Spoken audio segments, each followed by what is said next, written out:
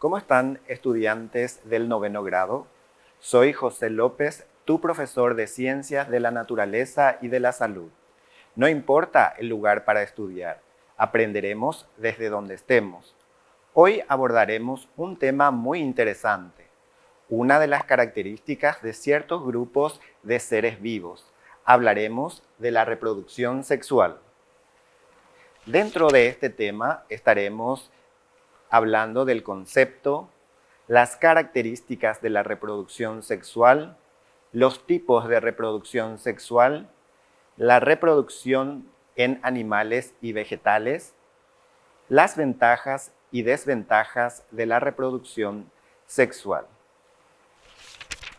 Este material tiene como propósito comprender las características de la reproducción sexual. Ara, Male, Dani y Rolfi encuentran la siguiente lámina. Le despertó curiosidad el esquema de una planta que siempre vieron en los alrededores. Indagan qué representa el esquema y se plantean la siguiente pregunta. ¿Qué tipo de reproducción representa?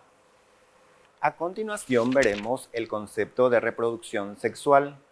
La reproducción sexual es aquella en que participan dos individuos que se llaman progenitores, que aportan unas células especializadas llamadas gametos. Las características de la reproducción sexual son las siguientes. Estas células especializadas se forman en estructuras especializadas llamadas gónadas. Las gónadas forman las células reproductoras en ambos sexos, las que al unirse por fecundación originan un huevo o cigoto que diferenciarán al nuevo individuo. En la mayoría de las especies animales se pueden distinguir por morfología tanto al macho como a la hembra. Esta característica particular se denomina dimorfismo sexual. Aquí vemos la diferencia en esta especie de mariposas. ¿Cuál es la diferencia entre el macho y la hembra? Se puede distinguir una diferencia en el diseño de sus alas.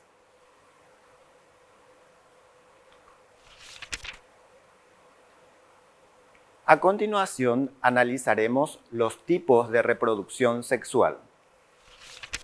Existen tres tipos de reproducción sexual.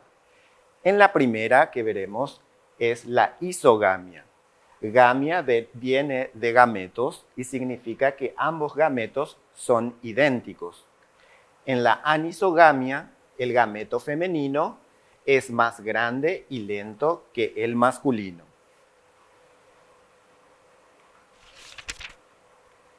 Y por último, en la oogamia, los gametos son diferentes entre sí, los femeninos son grandes e inmóviles y poseen sustancias de reserva.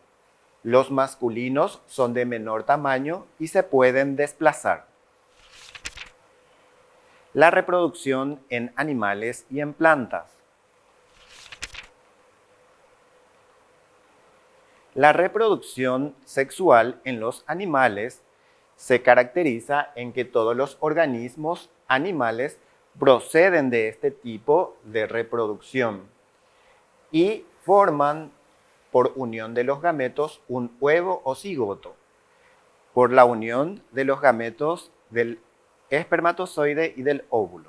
En las plantas, la reproducción sexual también existe, pero es mucho más compleja ya que se caracteriza porque la mayoría de los vegetales producen tanto gametos como esporas en ciclos de vida complejos, formando a veces dos organismos claramente diferentes que viven por separados.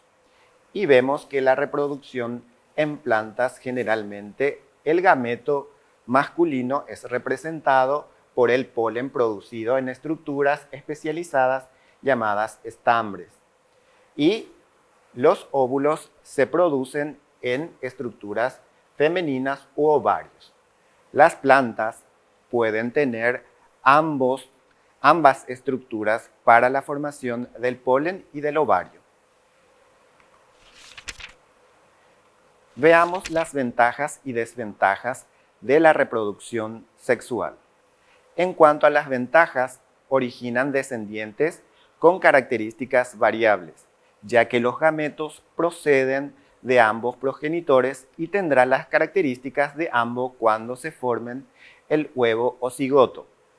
Tienen distinta capacidad de adaptación para el entorno y aumenta las posibilidades de supervivencia, ya que posee un material genético de ambos progenitores para los casos de cambios medioambientales. En cuanto a las desventajas, vemos que se requiere la formación de células especializadas para la unión y para que ocurra la fecundación. Si no existen los dos gametos, no se podrá formar ningún nuevo individuo. Un desarrollo embrionario en estructuras complejas y necesidades que requieren para el desarrollo del nuevo ser.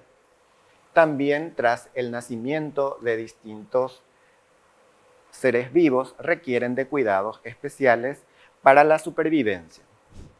Vamos a evaluar qué aprendimos con el tema de hoy.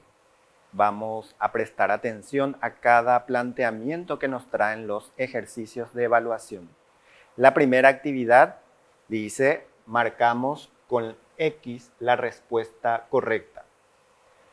La característica que refiere a la reproducción sexual es producir seres idénticos a sus progenitores. Intervienen células especiales llamadas gametos. No existe variabilidad genética. ¿Cuál de los tres creen ustedes que es la respuesta correcta? Durante el transcurso de este material hemos dicho en varias ocasiones que la característica de la reproducción sexual intervienen células especiales llamadas gametos. Entonces, marcamos esta opción. ¿Corresponde a lo que ustedes marcaron? Espero que así sea. Dice, el gameto masculino tiene la siguiente característica. Es de mayor tamaño, es inmóvil, es móvil. El gameto masculino, en todos los tipos de reproducción, es una célula móvil. Entonces, marcamos esta opción. Pasamos a la siguiente. En algunas aves se puede distinguir el macho y la hembra por su aspecto. Esta morfología se conoce como partenogénesis, dimorfismo sexual, seres monoicas. Cuando podemos distinguir el macho y la hembra por su aspecto, se denomina dimorfismo sexual y marcamos la opción B. El siguiente ejercicio dice, leemos cada enunciado y contestamos con B si es verdadero o F si es falso. El primer planteamiento es, en la isogamia ambos gametos son idénticos. Isogamia significa que ambos gametos son idénticos. Y escribimos en el espacio la letra B, porque es una opción verdadera. En la anisogamia, el gameto femenino es más pequeño y lento que el masculino. Esta opción es falsa, entonces escribimos la letra F. Y en la oogamia, los gametos son iguales entre sí. Los gametos femeninos son grandes e inmóviles y poseen sustancia de reserva. En la oogamia, Los dos gametos son diferentes, no son iguales entre sí. Entonces también es una afirmación falsa. Y escribimos la letra F. Ahora vamos a dar un breve repaso de los temas que hemos abordado hoy. Hablamos de la reproducción sexual, de su concepto, de sus características, de los tipos, de la reproducción en animales y vegetales, de las ventajas y desventajas. Y así llegamos a la conclusión del tema de hoy. Recordá, no importa el lugar para estudiar, sos el protagonista de tu aprendizaje. Hasta la próxima.